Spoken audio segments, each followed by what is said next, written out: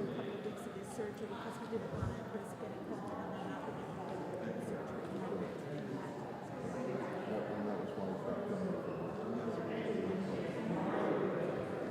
Hello, hello. Yeah.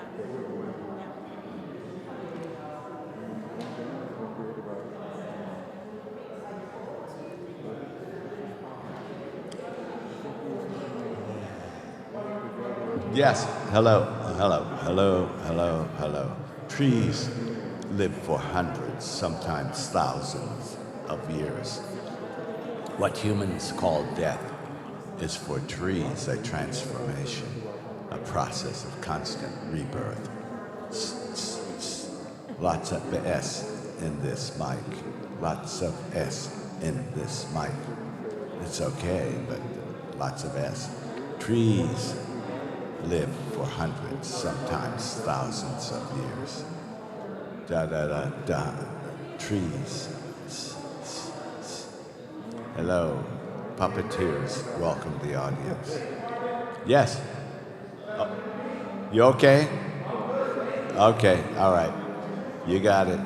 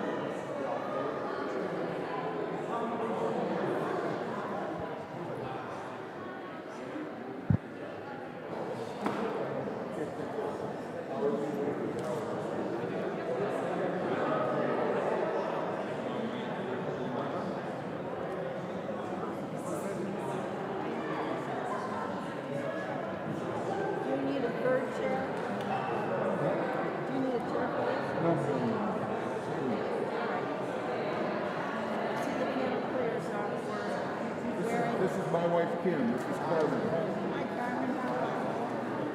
So we got the memo about the wearing shirts. Very nice.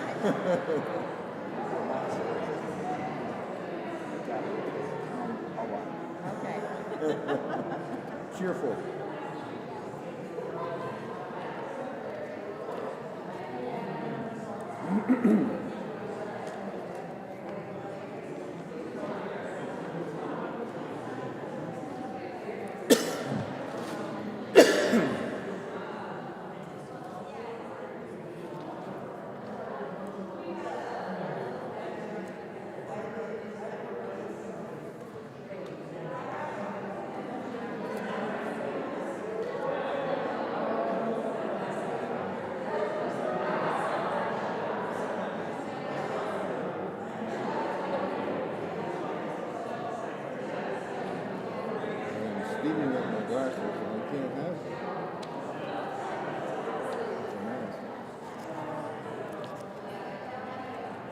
Don't worry about it. I got like 2 minutes. They don't show up in the distance. Good morning, everyone. Welcome to Judson Memorial Church. It is so wonderful to see you, wonderful to see folks rolling in even on this Labor Day weekend. I can feel the agape excitement bubbling in this space.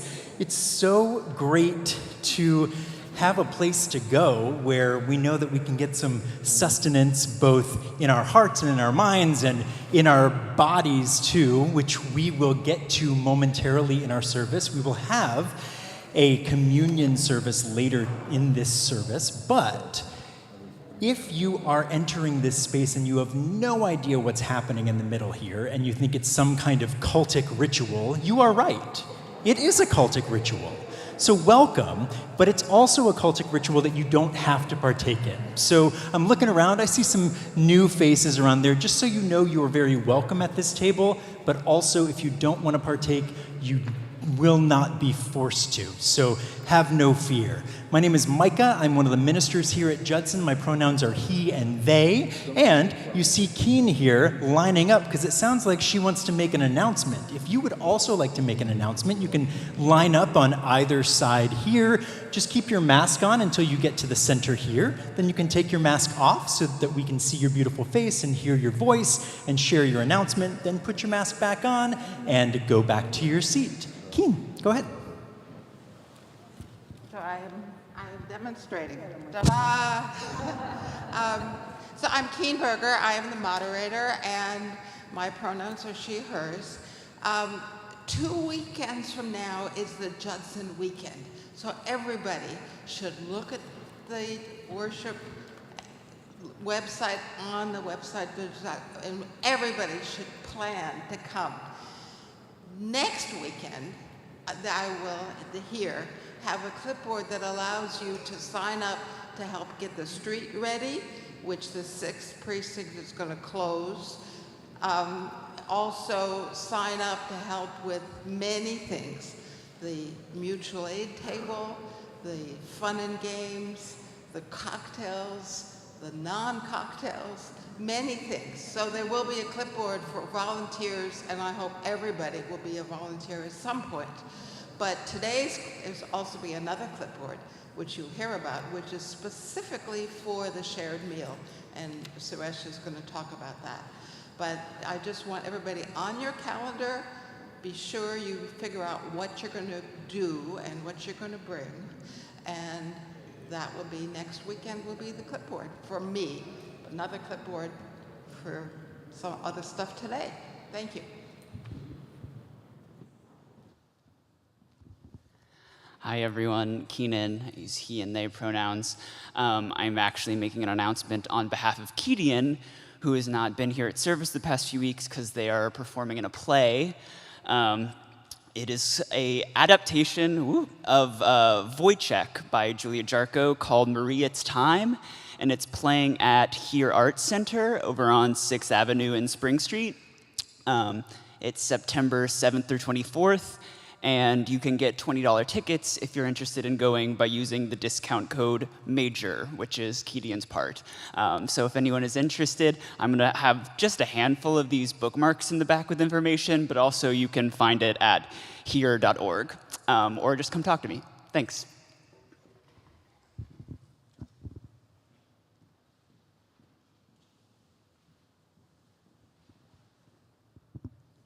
Hi, I'm Naval Cassidy.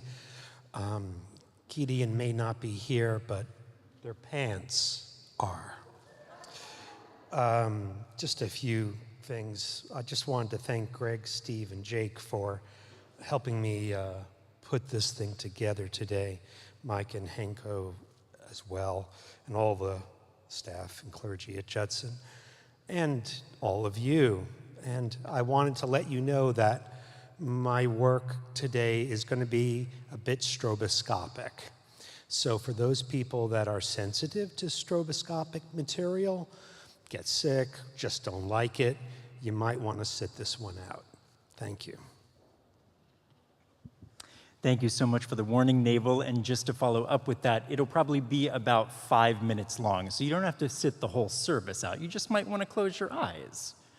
Suresh.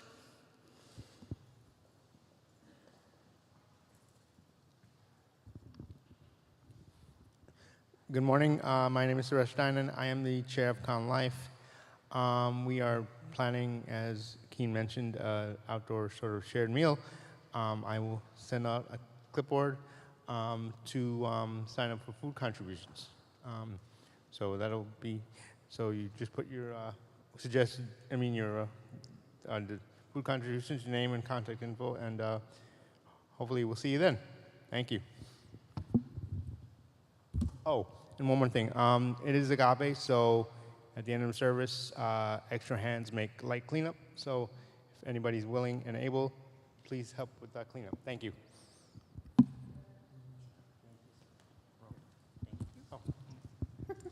Thank you so much, Suresh, for organizing us for Agape and beyond. Mark.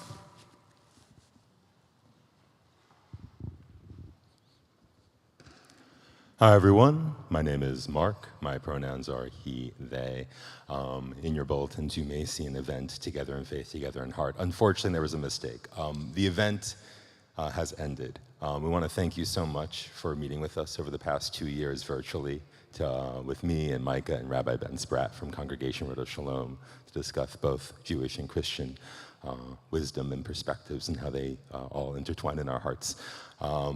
That event kind of came up as a result of the pandemic, wanting us to reach out virtually, and the space for that in people's lives has changed a little over 2 years later. So there's a mistake on my part for not communicating correctly. I'll try to get that resolved. But we thank you so much for having supported the event and having attended the event over the past 2 years. It's meant a lot to us. For those of you who are saddened, don't worry.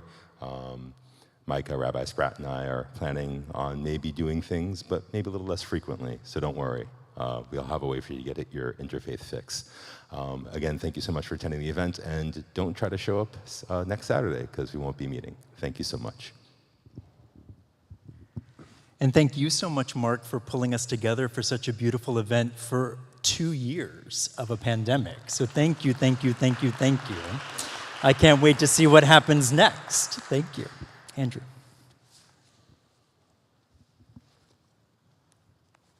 Hi, my name is Andrew. I use he, him pronouns. And in preparation for the weekend, this coming Saturday, I'm going to try to get some folks together to do another run at the area inside the fence around the facade of the church and just kind of neaten it and pretty it and de-weed it and all that stuff. I'm guessing 11 a.m.-ish on Saturday, and maybe we pop over to the Half Pint or somewhere else for a quaff afterwards, or I don't know, we'll figure something out. Anyway, feel free to join me if you'd like.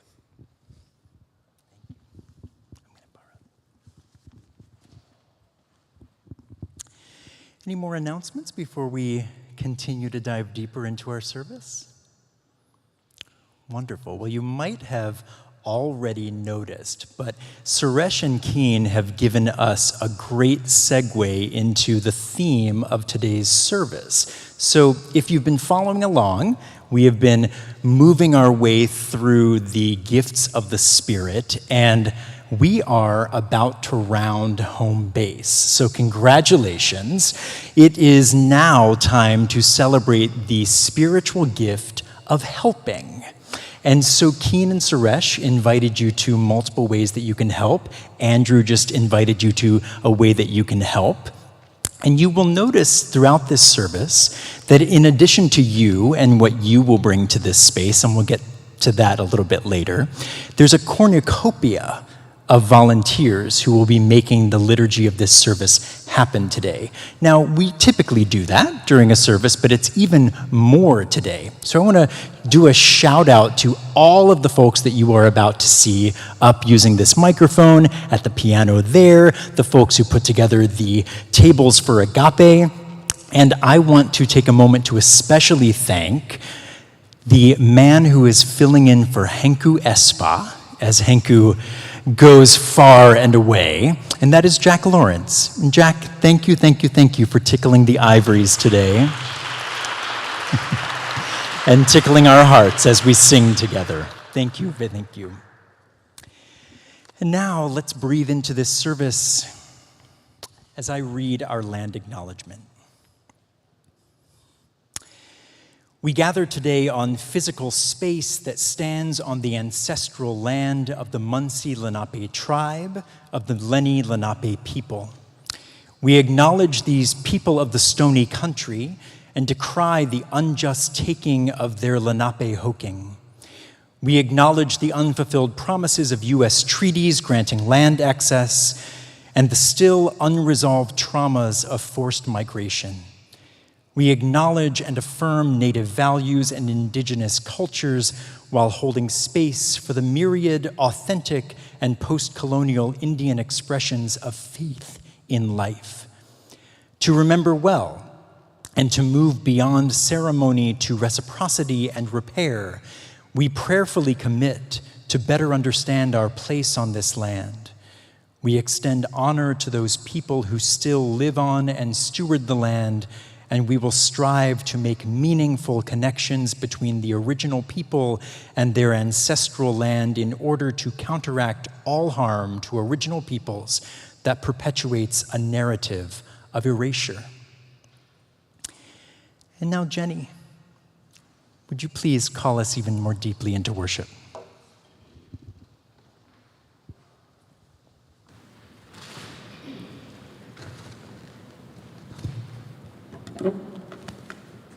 Good morning.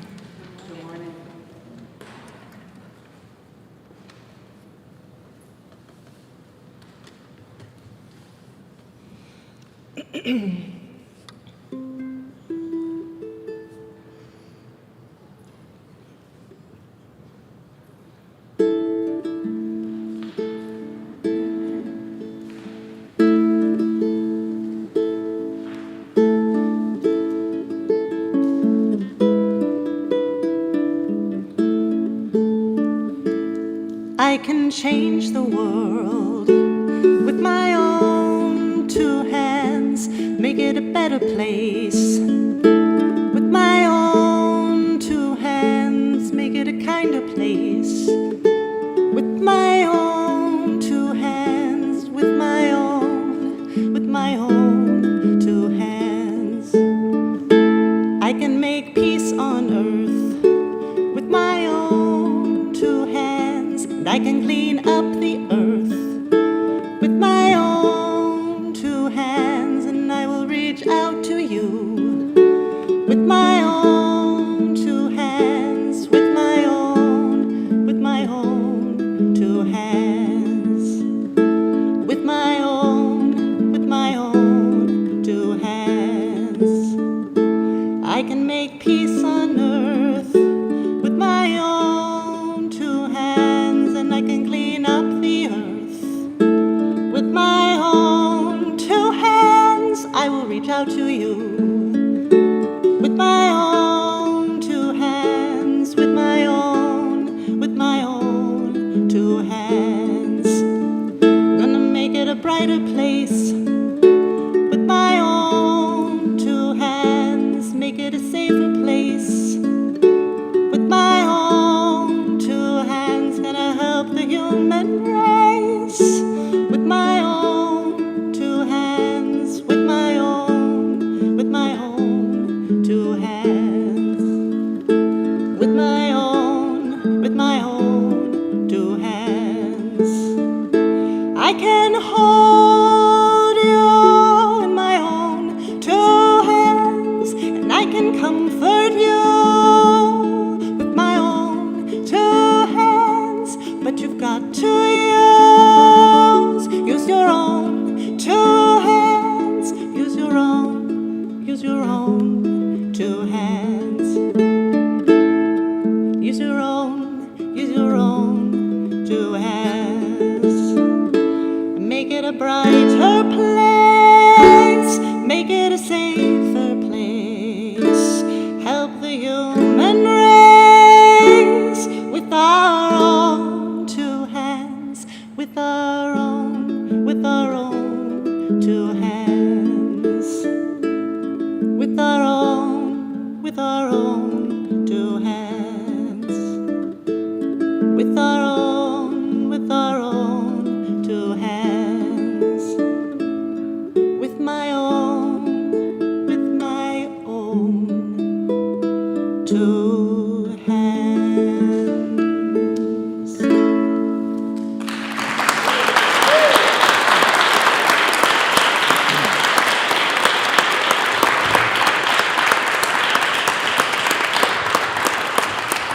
Thank you so much, Jenny. And now, Phil, come on up here and call us to worship with your poetry.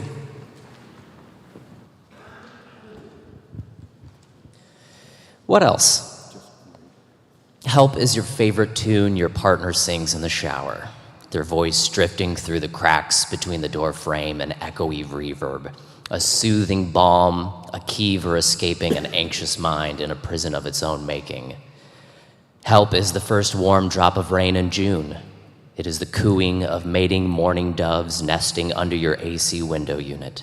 The bodega clerk that's always there to share a knowing side eye at whatever crazy chaos is engulfing the block. Help is a sympathetic sigh, but even better, an empathetic grunt. Solidarity in the salt mines, my friend. Help is the awkward first hug you share with a friend you don't yet realize you've made for life.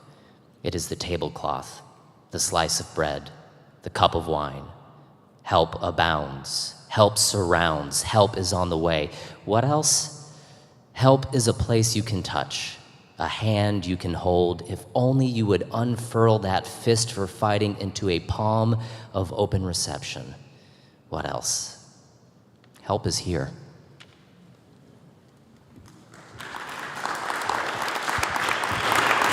Thank you so much, Phil. And now would you rise in body and/or spirit, and let's give Jack his first chance to lead us through this Al Carmine's classic. I want to hear you.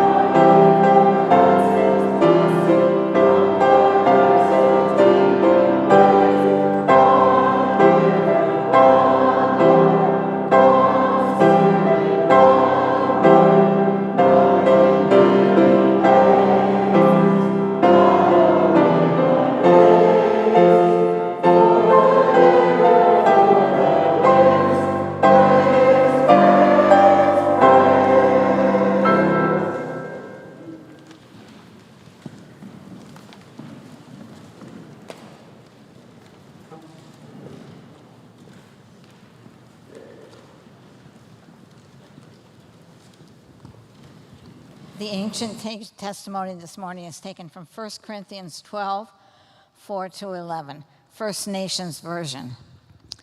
Different kinds of giftings. There are different kinds of spiritual giftings, but they all come from the same Spirit. There are also different ways of serving, but the example to serve comes from the same honored chief. Creator's power works in different ways through different people, but it is the same great Spirit who is at work in all of them. It is in these many ways that the Holy Spirit makes himself known in and through each of us for the good of all. Creator's Spirit gives to one person words full of wisdom, and the same Spirit gives another person words full of knowledge. The Spirit gives a different person great faith and still another healing powers by the same Spirit. The Holy Spirit gives to one person miraculous powers, to another the power to speak Creator's words. To another, the Spirit gives the ability to tell good spirits from bad ones. To another, the Spirit gives the ability to speak in different languages, and to another, the ability to interpret those languages.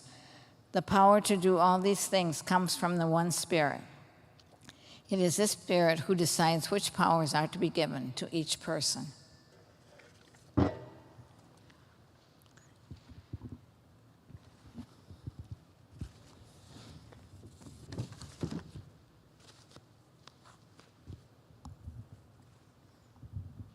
Today's modern testimony is an excerpt from Mutual Aid, Building Solidarity in This Crisis by Dean Spade. Mutual aid is collective coordination to meet each other's needs, usually from an awareness that the systems we have in place are not going to meet them. Those systems, in fact, have often created the crisis or are making things worse. We see examples of mutual aid in every single social movement, whether it's people raising money for workers on strike, setting up a ride-sharing system during the Montgomery bus boycott, putting drinking water in the desert for migrants crossing the border, training each other in emergency medicine because ambulance response time in poor neighborhoods is too slow, raising money to pay for abortions for those who can't afford them, or coordinating letter writing to prisoners. These are all mutual aid projects. They directly meet people's survival needs and are based on a shared understanding that the conditions in which we are made to live are unjust. There's nothing new about mutual aid. People have worked together to survive for all of human history. But capitalism and colonialism created structures that have disrupted how people have historically connected with each other and shared everything they needed to survive.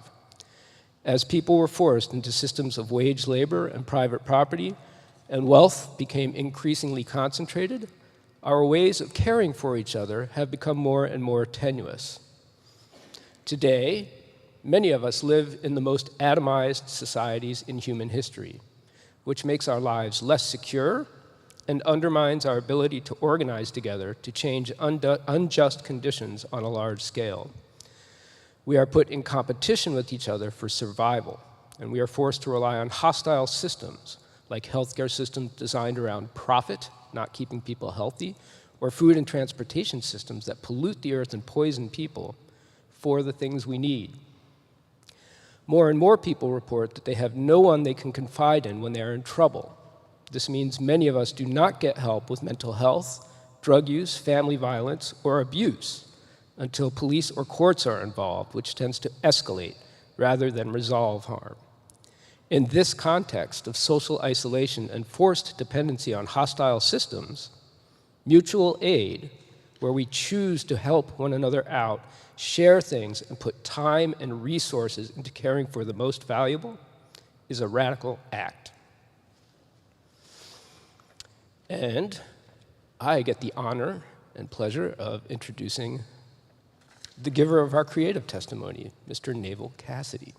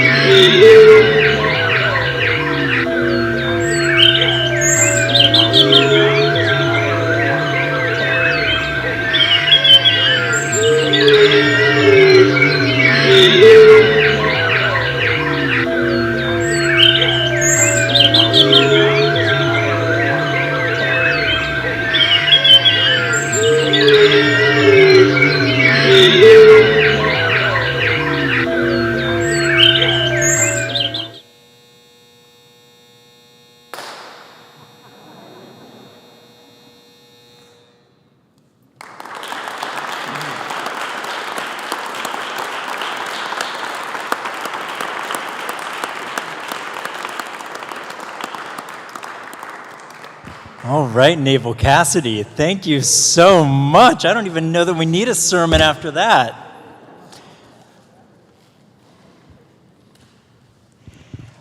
As we take Naval Cassidy's exploration of that mutual aid relationship between photons and electrons into this sermonic moment, I wonder, as we pray into this sermon, if you would consider two questions for me. What do you have to offer? And what do you need? And please pray for me and with me.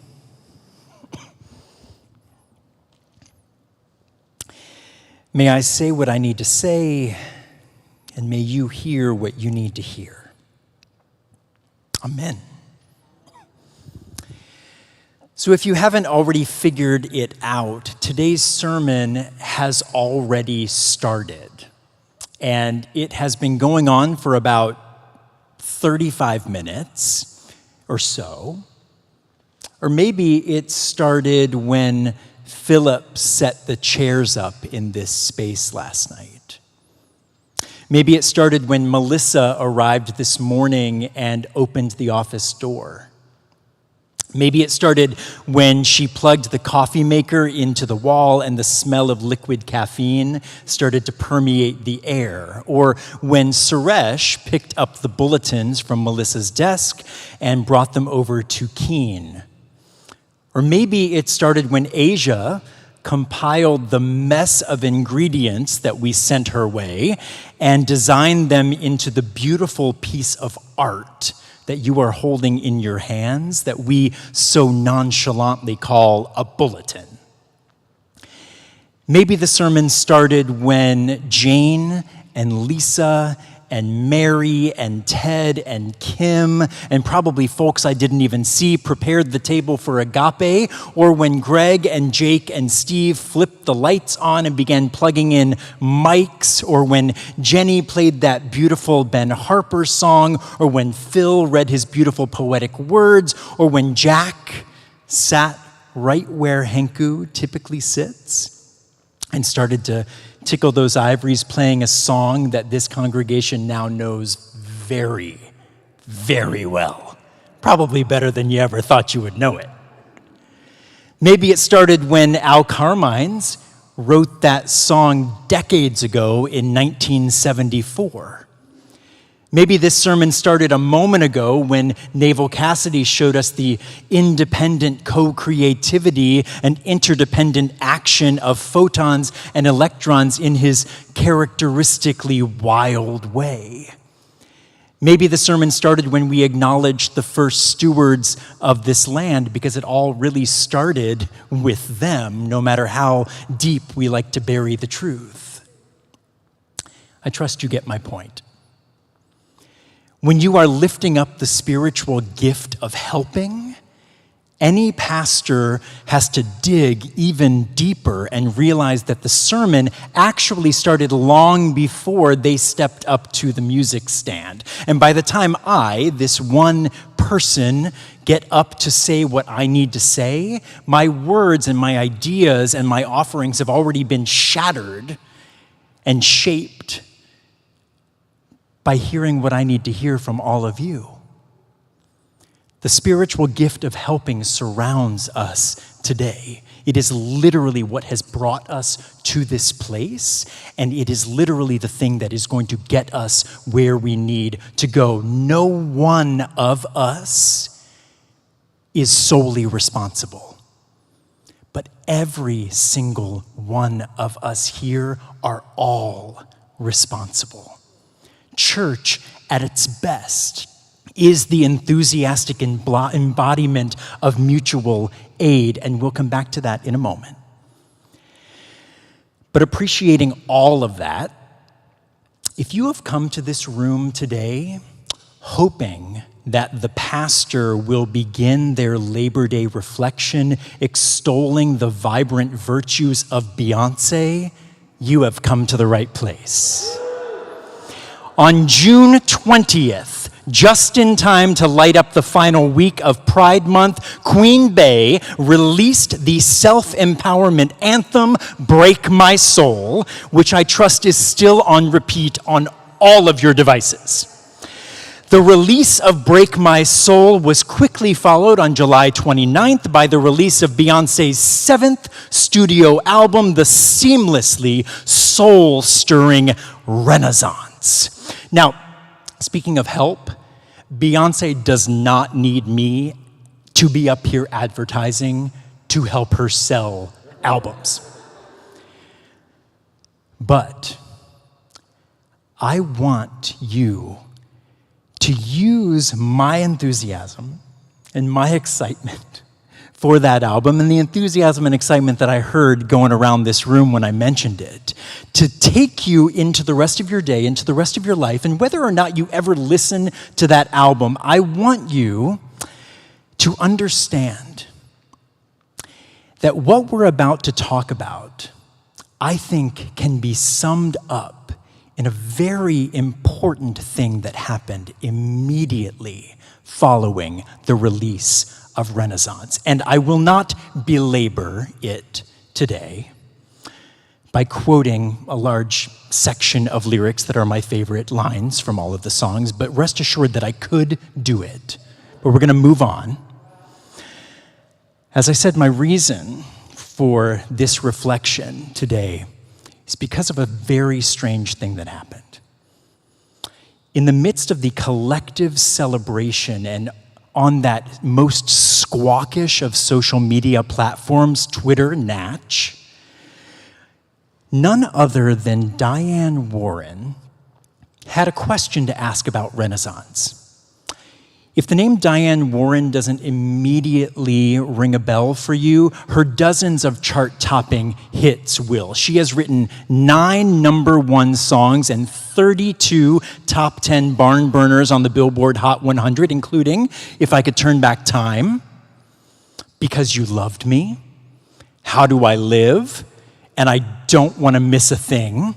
Her works have been recorded by dozens of incredible interpreters like Cher and Celine Dion and Leanne Rimes and Aerosmith and even Beyoncé. But on August 1st, Diane Warren opened herself up to a firestorm when she tweeted the following words: how can there be 24 writers on a song? And then she followed up those words with one of those emojis that kind of look like this. You know that one that's like, what is this BS? And they're like, well, Beyonce fans came out of the Bayhive, stingers at the ready, to school Diane Warren. You see, it was assumed that this tweet was in reference to one of the finest tracks on Renaissance, Alien Superstar, which credits over 20 artists as collaborators on its amazingness. And I'll share just one of these choice tweets that were sent in reply to Diane Warren's query. So Raquel Willis tweeted back, "Folks say musicians have too many writers on their songs, but samples, quotes, references, and influences are important in all aspects of art. Collaboration is a skill that many can't flex. It's a white, capitalistic, patriarchal idea that brilliance solely happens in isolation." So I will let you pursue the rest of those replies on your own.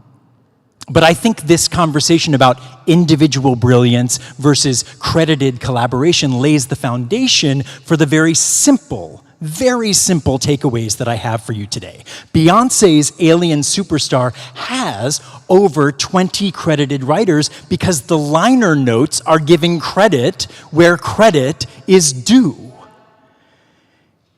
It is giving credit to the collective work that goes into an artistic offering that could very easily be credited to a single genius. The collective balance of brilliance that goes into acknowledging influences and interpolations and references and samplings in songwriting is actually far more complicated and far more co-creative and far more collaborative than it is often credited to be. But you can probably tell already that I have more than music on the mind. So in the wake of Diane Warren's schooling, and as we at Judson prepare to school ourselves and deepen our embodiment of mutual aid, I have 4 questions for you. And the first 2 are really long, I apologize, but the last 2 are really short, so bear with me. 1, why have we ingrained so many myths about individual brilliance and bootstraps pulling into Western, white, patriarchal, capitalistic systems? And who are those myths serving?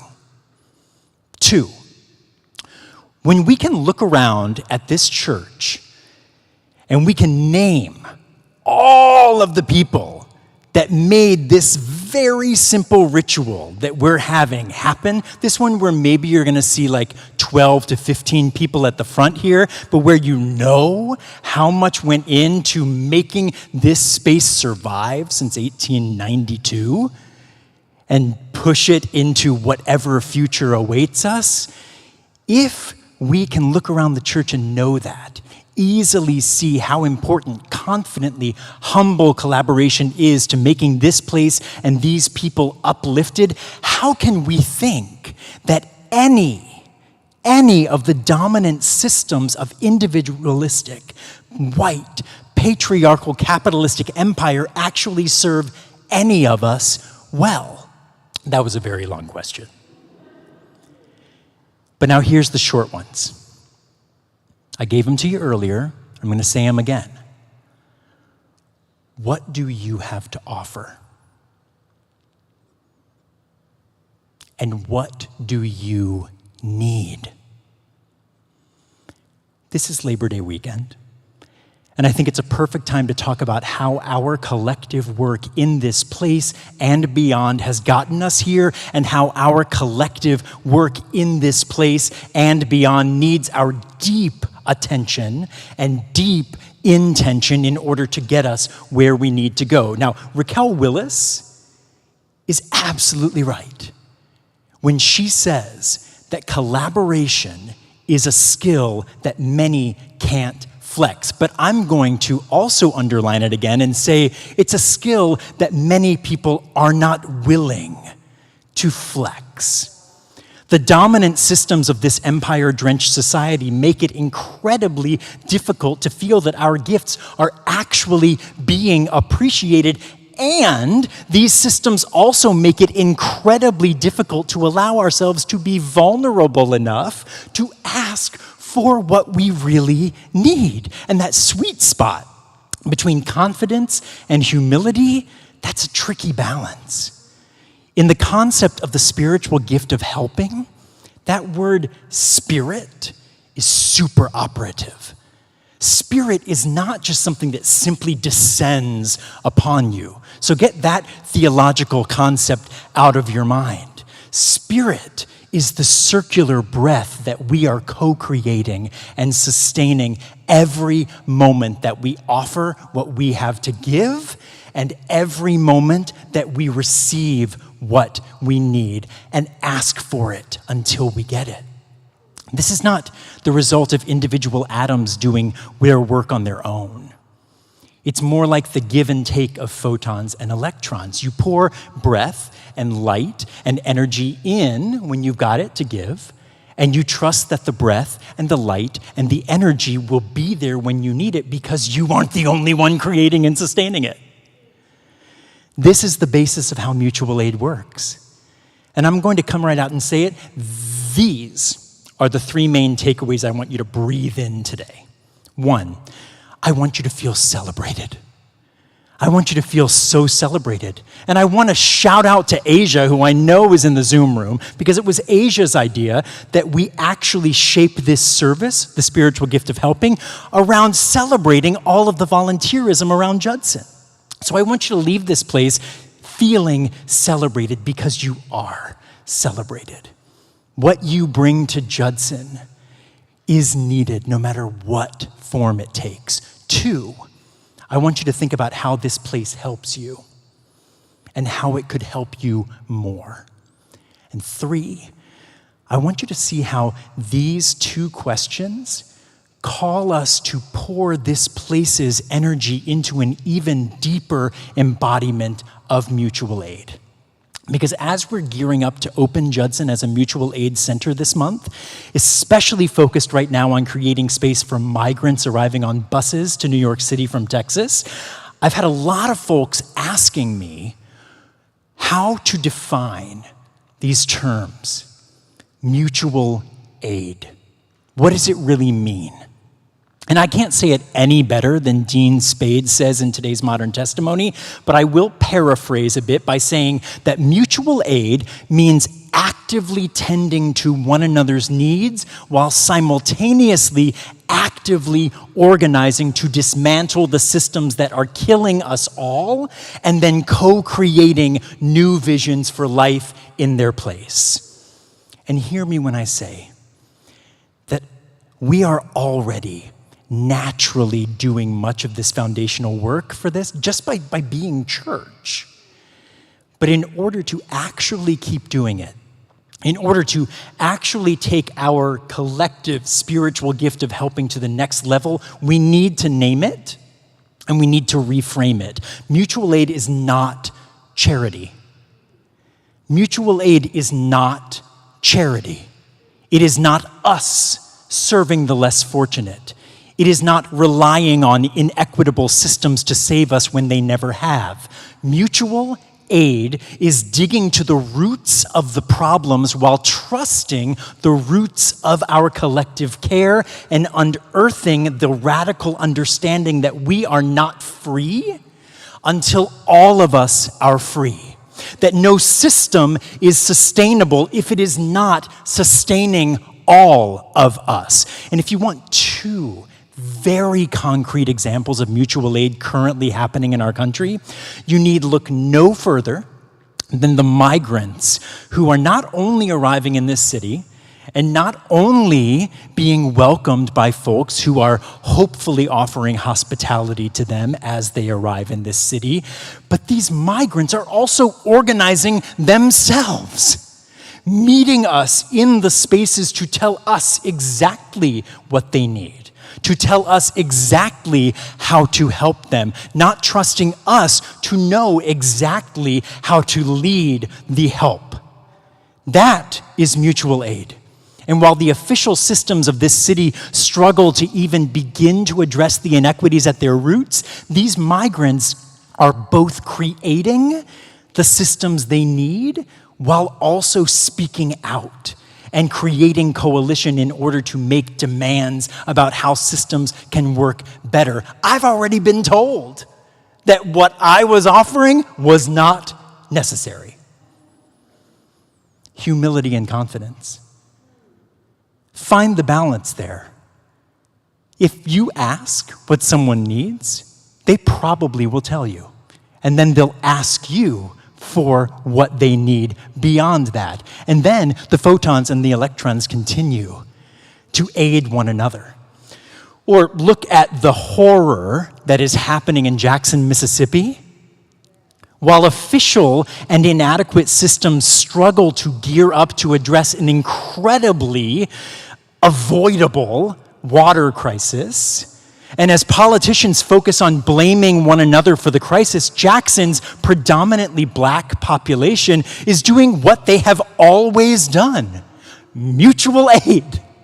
They are breathing into and then from the circular breath of mutual aid, ensuring survival of human beings while also speaking out against the systems that have failed them. And this oncoming crisis, we knew it was coming since 2014.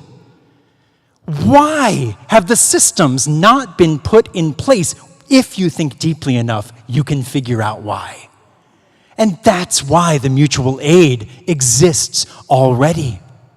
Mutual aid groups are filling in the gaps, both with their help and with their voices. And that is how you get 24 writers on a song. That is how there must be 2,400, 24,000, 24 million creators in the collective, because all of us need all of us to survive. You can be an alien superstar. Marginalized communities have known this truth for a long, long time. All of us need all of us to survive. And at Judson, we might not be experiencing a water crisis yet. We might not be experiencing much of the worst that this world's most vulnerable human beings are yet.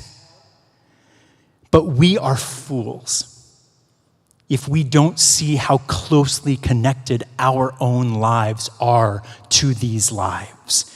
We are fools if we don't see how our capitalistic consumption contributes to these crises and how we must contribute to the solution and be led by the most vulnerable and most marginalized among us. We must humble ourselves enough to be guided by those who are most affected. And in a moment, I am going to ask my two short questions again. And then I'm going to come out to all of you. It's agape. Anything can happen. So fair warning. This isn't just some meticulously scripted show for your entertainment. Church and mutual aid don't work unless there's so much more audience participation that you can no longer tell where the show starts and ends and where the audience starts and ends. But before I come out to you, I'm going to cool it with the poetry for a moment. And I'm going to say three very practical things. Mark your calendars for 3 dates. I know you got pens with you. I can see if you pull them out or not. Judson's Mutual Aid Weekend is in 2 weeks, and my plan is for it to never end. never-ending Judson Mutual Aid Weekend. We'll start on September 16th, and then when our Mutual Aid Center opens on September 19th, I hope it's just the beginning of the shaping of new visions for sharing what we have to give and learning what we have yet to learn. There are so many ways for all of you to jump in and into the sharing and the learning. And two, we already have an opportunity right in our front yard. The folks at Washington Square Park Mutual Aid are just about to celebrate their first birthday. And every Friday, this amazing collective offers food and community and clothing and toiletries and trainings and even haircuts to all comers. Our relationship with them is growing thanks to Andrew, and I would love to connect you to all of them. There's lots more to do besides just on Friday. 3, on Wednesday, September 21st, during that first week that our Mutual Aid Center is open, I am going to enter a Zoom room on my account, and I am going to talk to whoever is there about Dean Spade's book on mutual aid. 6:30 p.m., I will open that Zoom room, I will send the link out, and I'm going to call it our Radical Hope Reading Room. If you can't make it, that's okay. I still think you should read the book, but I'm going to keep that room open, and periodically, we're going to get back in that space so that the continuing education can continue to happen, because once we start this work, we are going to be learning a lot. We are going to mess up a lot. And people are going to tell us when we mess up. Humility and confidence. But now that I've gone all nuts and bolts, I want to now return to the poetry. It's Labor Day weekend, and we are lifting up the spiritual gift of helping this morning. And I am looking out at a sea of people who have helped to keep this place afloat and who have simultaneously, regularly received flotation help from this place. I'm looking at a collection of co-creative unicorns who have simultaneously spread their glitter all over this place, all over this community, and who have simultaneously received the glitter that this community has to offer them. So look around at one another right now. I know it's embarrassing, do it. Look at you, look at these people. I want you to find someone in this space who you have helped.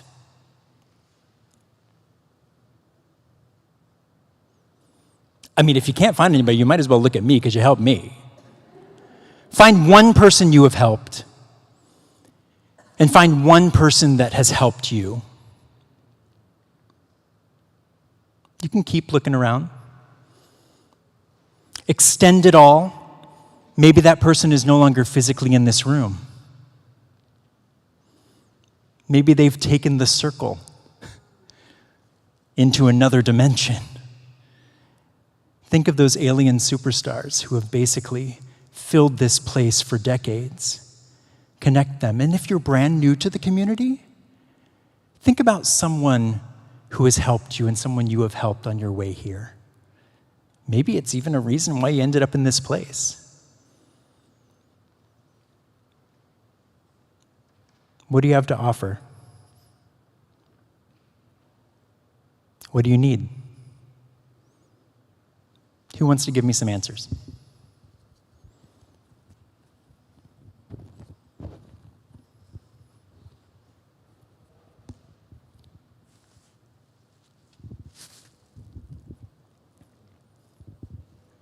What do you have to offer?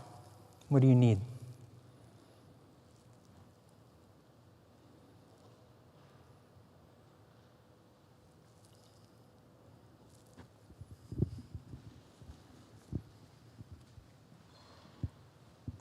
Hi, I'm Veronica. I need to get out of my house more, and I have help to offer, and it sounds like there are plenty of things that I can do in this mutual aid environment that we're creating that will keep me very busy. So I'll be happy to collaborate. Thank you.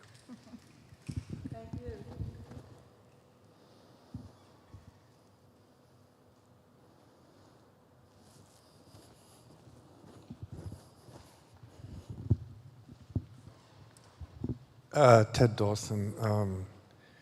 What I have to offer is my vision, and what I need is vision back. I need to be able to see more vision and trust that, so I can give my vision more and trust my own vision.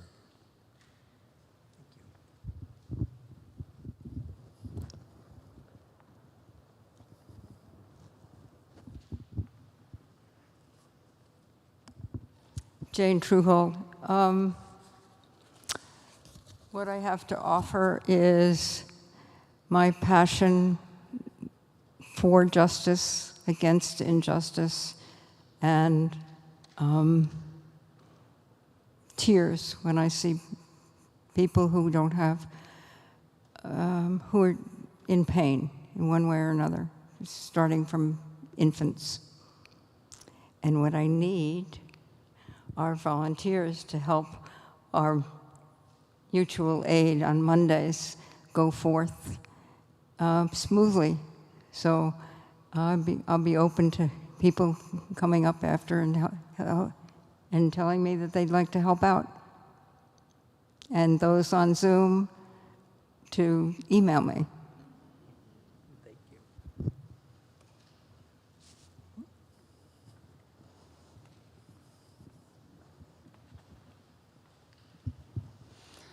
Hi. I have an excitement and a passion to start some conversations with you all as a congregation and as leaders of this congregation, how we can support this work on a structural level. And what I need is openness and excitement to engage in these conversations.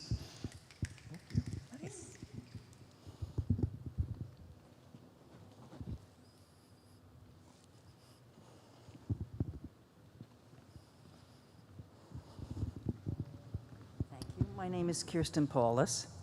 What I need is to stop feeling sorry for myself and stop being angry about my situation. And what I have to offer is I can cook, I can shop, I can put my arms around somebody and listen to them. And I hope I'll have the time to do that in the future because I'm getting some help.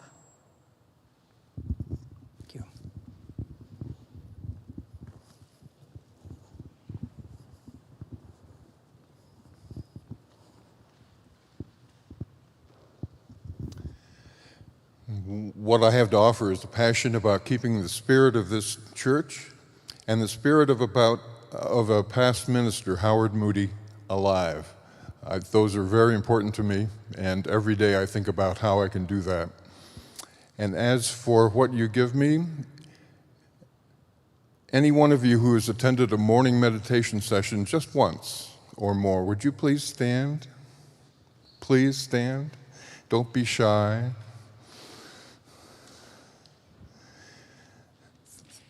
This is a group, and there are many more people all over the place who've brought spirit to me, and I feel that you've given to me life in retirement.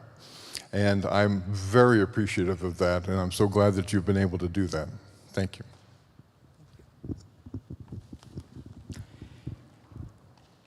Anyone want to round this off? I'm ready. Okay.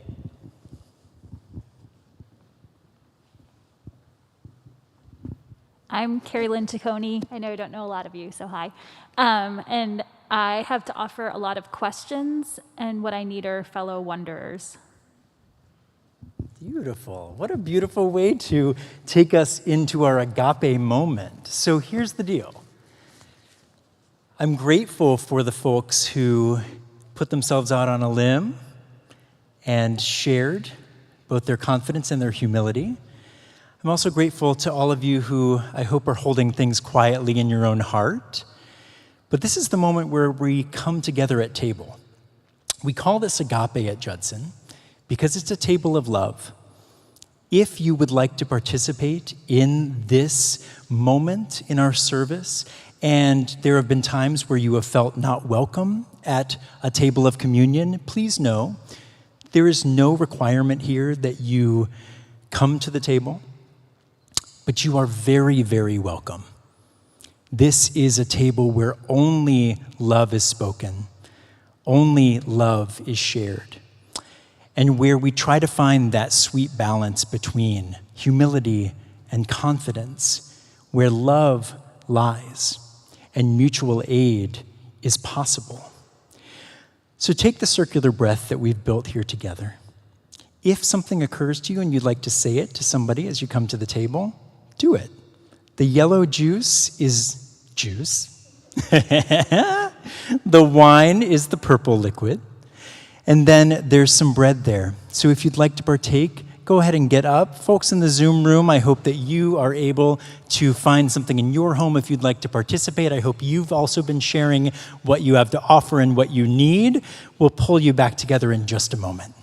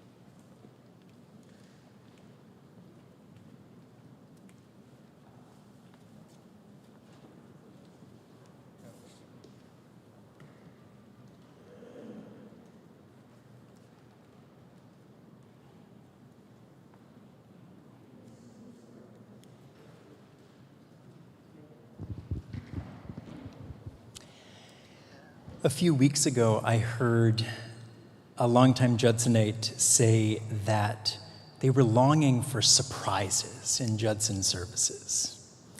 And I hope that there have been some surprises already thus far in this morning's services. But to add to the surprises and the helpful surprises, if you know Ed Powers, Mary and Ed gave me Ed's Ordinary Time Stole the other day. So Ed's helping us right now. Ed also called me right before this service began, and I think that it is some sign from the universe. We didn't get to talk, but there was something happening where if it was a butt dial, it was still the Spirit working. But think about how much Ed has helped this space, and Mary, and Andrew, everyone here. I know I'm getting hokey, but come on, it's agape. On the night that we remember in this moment, Jesus was sitting around with all of his friends, and he lifted up a loaf of bread, and he broke it. And he said, "Take and eat. This bread tonight is a symbol of all broken bodies. As we eat together today, remember the broken bodies that fill this world.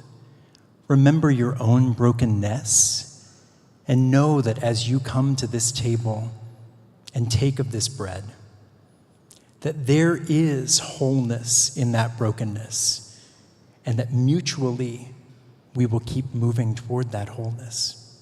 Let's eat together.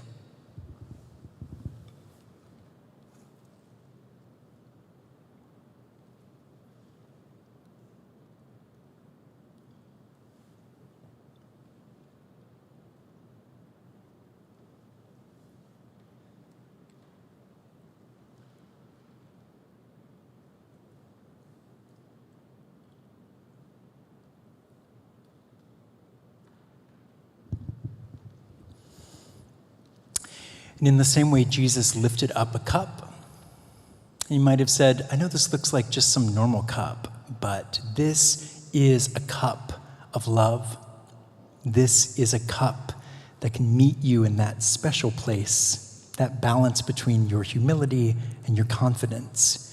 Whenever you drink from this cup, remember the covenant that we are making tonight, that even after I am gone, you will love one another as I have loved you.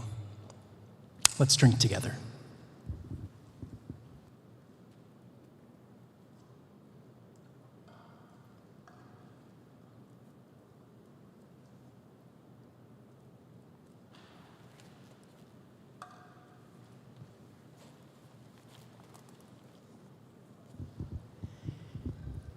And I'd like to believe they had some artists among them who were like, wow, what we just did with the bread and the cup, that was amazing. Can we sing about it now?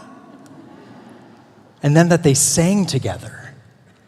So let's bring up an artist you've already heard lead us into worship to share with us a song that she has written especially for this place. And let's sing along with her. Thank you, Jenny. I wrote this song because Al wrote a song. I wrote this song because Lee wrote a song. I wrote this song because Abigail and Henku and Eric wrote songs, and because of all of you.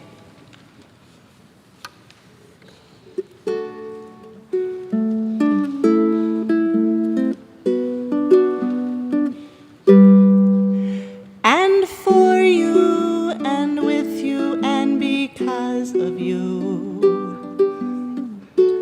Break the bread, share the wine, there is room. Every story is a song, and we share them too.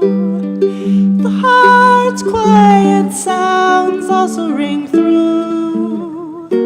Share this time, share this space, share this land. Holy words, holy wounds as we consecrate. Holy faces, lights blessed to illuminate. Holy hands, holy work, holy hearts that ache. Find the life in the bread that we break.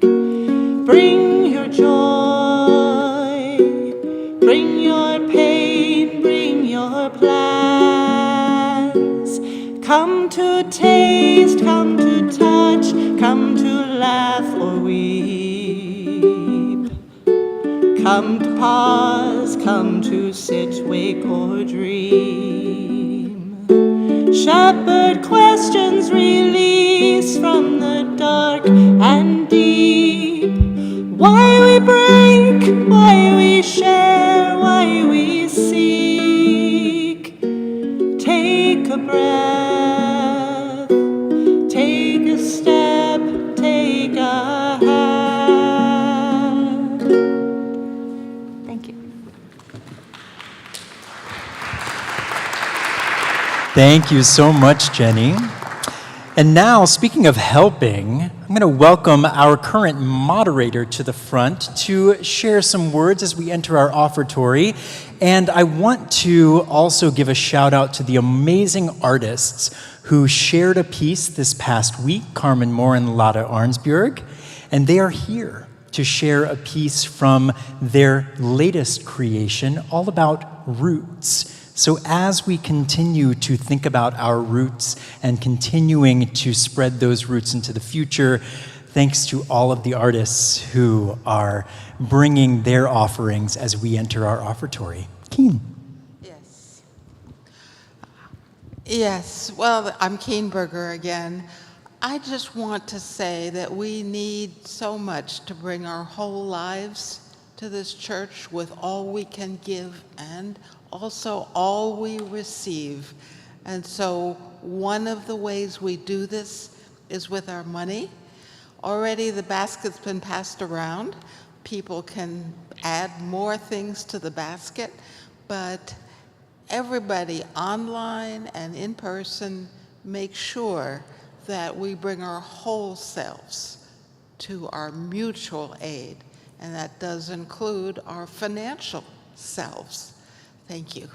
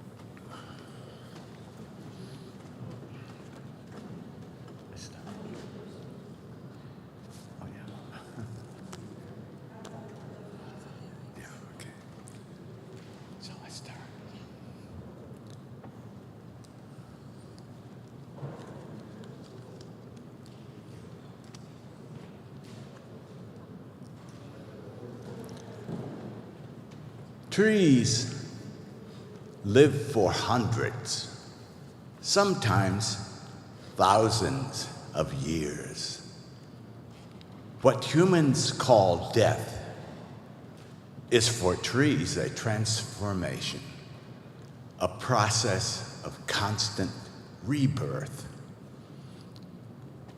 In contrast, the human species has come to a life-threatening level of stress. The nature of trees is connection. They take care of each other. The main character of our opera, Embracing the Root, is a scientist studying stress in the human body and brain. However, she herself is highly stressed and finds herself totally lost. And as the story opens, she is lost. Lost in the woods.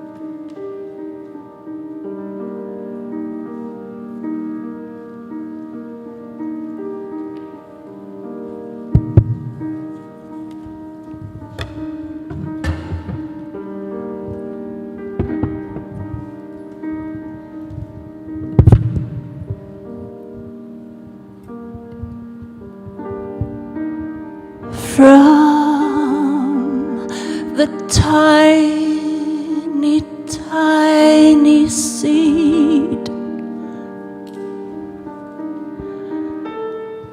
a tree is growing.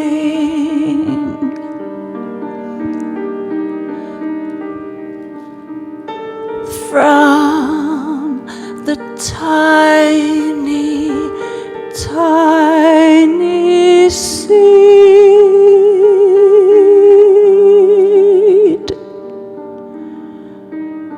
roots are moving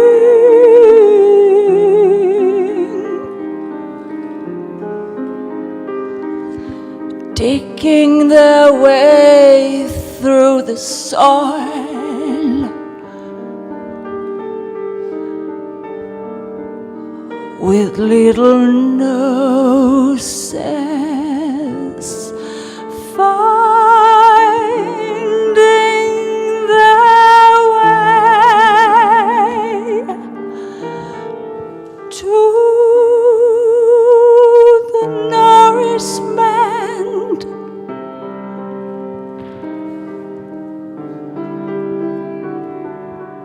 finding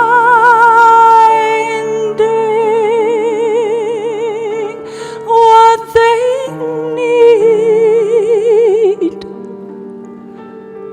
The roots know what they need. The roots know where to be.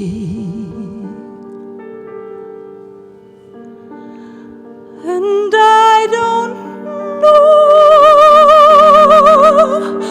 if I should turn and go.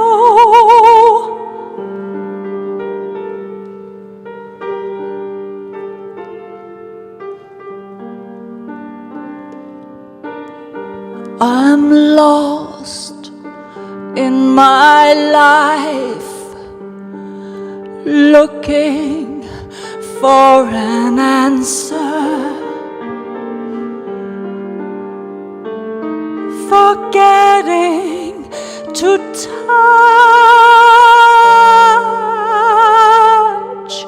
life. I'm looking for my roots. I'm looking for my face. I'm looking everywhere, but inside of me.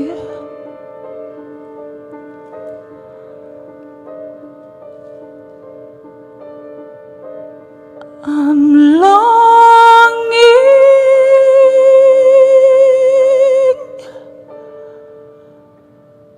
for my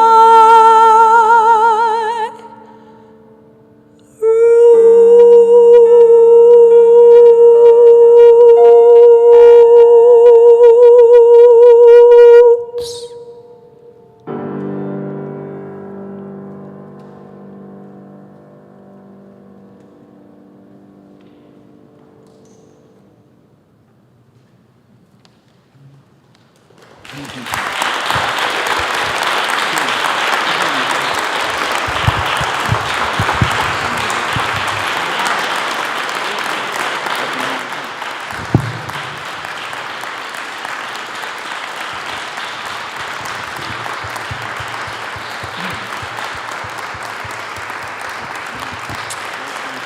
Thank you, folks, so much.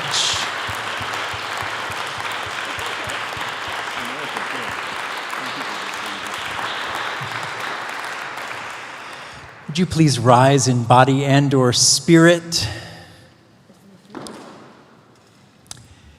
We are longing for our roots, and we're longing to carry those roots into the future. Let's do it together. And though this service might be ending, our service in the world continues. Let's make sure that it is infused with our commitment to embodying mutual aid. There's a sweet, sweet spirit in this place. And Jack asked that we sing this song. And it sounds like and looks like he's about to say something about it, so I'll hush. Sing out, Louise. We've made an hour and 25 minutes. And I've always said that a service knows its own length. It's nothing for us to rule. This is a hymnal that might be the hymnal Judson we use all the time if we used a hymnal all the time, and thankfully we don't. This is the New Century hymnal. And I have it because it has lots of good things in it. And you may have come from churches where you use the same hymnal every morning, and happily we sing all sorts of music here. But when Henku sent me a message asking if I would play. I said, sure. And he didn't ask me to find music, but I did, because that's what I do. And I pulled this out. It's 1,000 pages almost. I pulled it out and I opened it up. It's a sweet, sweet spirit. That's what opened up. And if I was some kind of believer and had some kind of faith in the unknown and the unseen, I might say it was brought to us from somewhere else.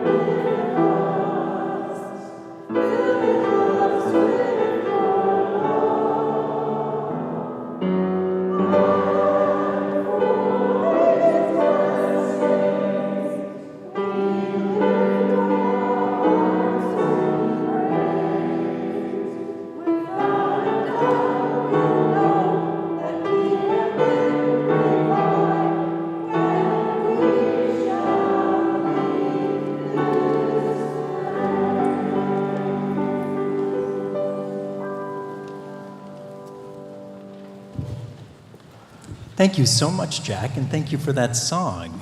And everyone, we are about to go into our coffee hour and our continuing conversation.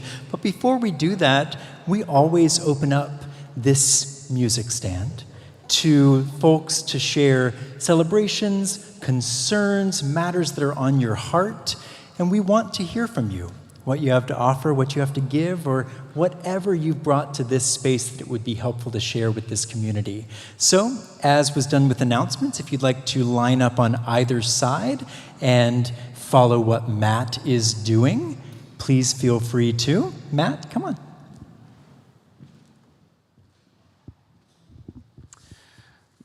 Matt Cleaver.